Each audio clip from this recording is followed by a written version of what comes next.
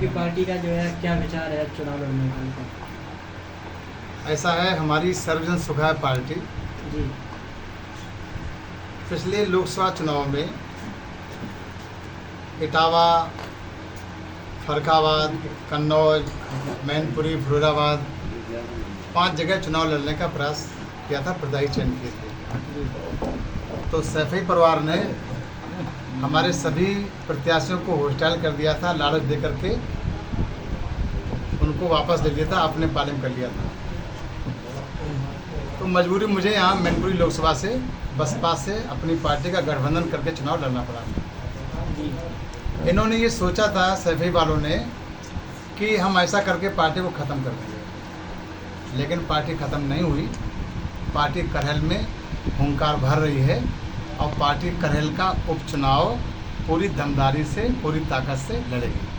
अच्छा, आपके गणना जो है वापस ले लिए गए, सुरक्षा व्यवस्था वापस ले ली गई, तो आपने लेटर भी जारी हुआ। कोई बात नहीं, वो राजनीति है, उनका जो दबाव है सपा और भाजपा दोनों की मिलीभगत है।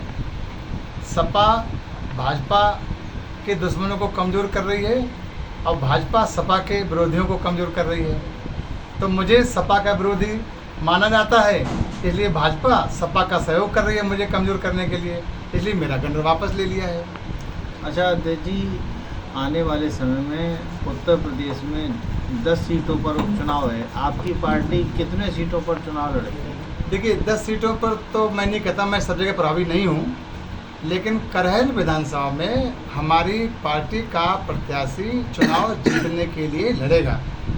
यहाँ पर बैकवर्ड, दलित और अल्पसंख्यक लोगों को जोड़ करके और सवर्ण समाज के भी जो हक वंचित और जो सम्मान जिनको नहीं मिला है उन सबको जोड़ करके हमारी पार्टी यहाँ पर प्रत्याशी उतारेगी और दमखम से चुनाव लड़ेगी। अच्छा, किस समाज से आपका प्रत्याशी आ सकता है? नहीं, हमारा प्रत्याशी किसी भी समाज से आएगा, लेकिन बहुत मजबूत, दमदार और कद्दावर प्रत्याशी होगा। क्या लोकल का ही रहेगा क्या? लोकल का भी रहेगा, ये सब कानपुर मंडल, आगरा मंडल लोकल है, ये सब नाते रिश्तेदारियाँ आपस में है, ये लोकल बाहर कहाँ है? सब लोकल नहीं है, नहीं आप बाहर क्यों मांगा। और हमारा प्रत्याशी जीतने ही लड़ेगा। हम जनता से अपील करेंगे कि इन सांपनाथ और नागनाथ इन दोनों से मुक्ति पाएं और सर्व समाज में भाईचारा बनाने वाली पार्टी सर्वजन सुखाय पार्टी को अपना आशीर्वाद दें। किन मुद्दों को लेकर आपकी पार्टी इस बार चुनाव लड़ेगी? उस चुनाव में देखिए ऐसा है, अभी भाजपा ने बजट पास किया, भाजपा ने अग्निवीर भर्ती योजना के बारे में तब बवाल हुआ, अपने बजट में इसका कोई उल्लेख नहीं किया कि मैं अग्निवीर व्यवस्था को लागू कर रहा हूँ या उनको कोई आर्थिक मदद कर रहा हूँ। भाजपा ने 70 वर्ष की उम्र से ज़्यादा के वृद्धावस्था के लोगों को कोई आयुष्मान कार्ड तक निर्धारित नहीं किया कि उनको जरूर दिया जाएगा। भारतीय जनता पार्टी के लोग कहते थे कि सबके खाते में 15 लाख करेंगे, 15 लाख करेंगे, तो 15 लाख उन्होंने तो सबके खाते में नहीं किए, लेकिन जिनके खाते में 15 लाख हैं उनसे 30% वापस लेने का बजट भारतीय जनता पार्टी ने जरूर पेश कर दिया। जहाँ तक समाजवादी पार्टी की बात है, समाजवादी पार्टी तो अपने आगे, अपने परिवार के आगे किसी को देखने नहीं चाहती। उसकी समाजवादी तो उसकी परिवारवादी है, उसका परिवार ही उसका समाज है। तो इसलिए ये दोनों सांपनाथ और नागनाथ हैं और दोनों एक दूसरे की मदद करते हैं। जनता इन दोनों की असलियत को समझ चुकी है और निश्चित रूप से करहल के उपचुनाव में जनता इन दोनों को नकार देगी और सर्वजन सुखाय पार्टी जो सर्व समाज के बीच में भाईचारा बना के काम कर रही है, हमें पूरा भरोसा है कि जनता हमें अपना आशीर्वाद देगी। अच्छा, आप लगातार परिवारवाद का आरोप लगाते चले आए सैफई परिवार पर।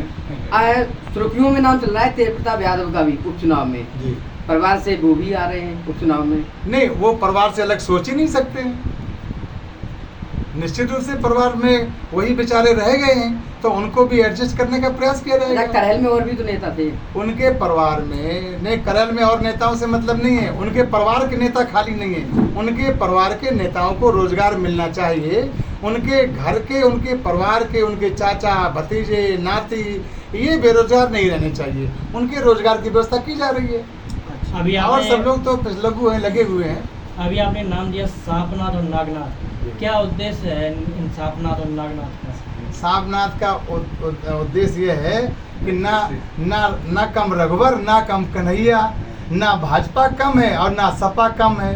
इसलिए दोनों एक दूसरे के पूरक हैं। वे सांपनाथ हैं, वे नागनाथ हैं। अच्छाई किसी में नहीं है, सब में अपने अपने जहर भरे हुए हैं। सांपनाथ में भी जहर भरा हुआ है, नागनाथ में भी जहर भरा हुआ है। अच्छा अध्यक्ष जी, आपने बजट की बात करी, तो बजट में प्रधानमंत्री जो हैं यूपी से आते हैं, बनारस से। यूपी को अभी तक कुछ स्पेशल नहीं दिया, बल्कि 2 राज्यों को स्पेशल पैकेज दिया गया है। इस पर क्या कहेंगे आप? ऐसा भी बेचारे जानते हैं कि यूपी में बनारस से वे लगातार 11 बजे तक हारते रहे, तो बहुत काफ़ी नाराज़ हैं यूपी से। इसलिए उन्होंने यूपी को बजट दिया नहीं ज़्यादा। अयोध्या की सीट आ रही है, अयोध्या हम एक सीट की बात नहीं करें, प्रधानमंत्री बेचारे खुद हारते रहे। अयोध्या के बारे में आप क्या कहेंगे? अयोध्या की सीट भाजपा ने इतना विकास किया, राम मंदिर बनाया, पूरे विश्व में राम मंदिर की चर्चा है, और सीट राम मंदिर बनने के बाद वो हार गए और सपा जीत गई। मैं ये कहना चाहता हूँ कि राम किसी एक के नहीं है, राम तो सबके हैं।